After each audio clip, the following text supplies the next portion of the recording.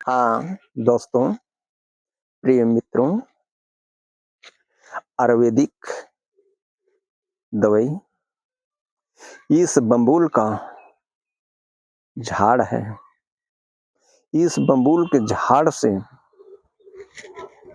जिसका दमा, श्वासा, सूखी खांसी, इसके जो छाल है, ये छाल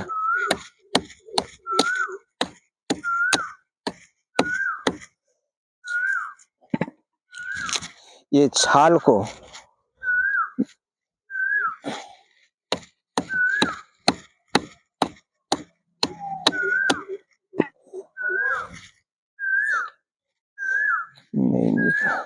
ये छाल को निकाल लें और निकाल कर इसको सुखो दें। सुखोए के बाद इसमें दालचीनी मिलाना है,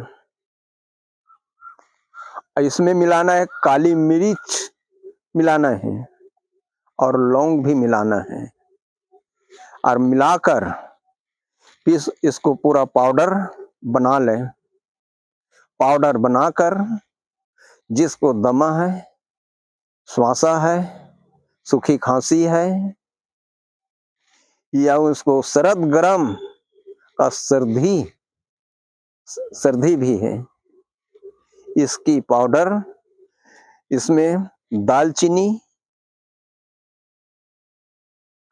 और काली मिर्च, लौंग, ये सब को पीसकर एक में मिला दें।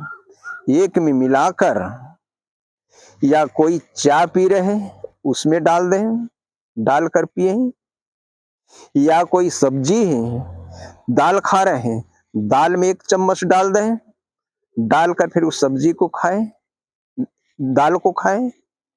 जिसना तुम्हारा दमा है, श्वासा है, एलर्जी है, सूखी खांसी है और सर्दी भी है, ये इसके खाने से और इसके पीने से ये साफ ठीक हो जाता है।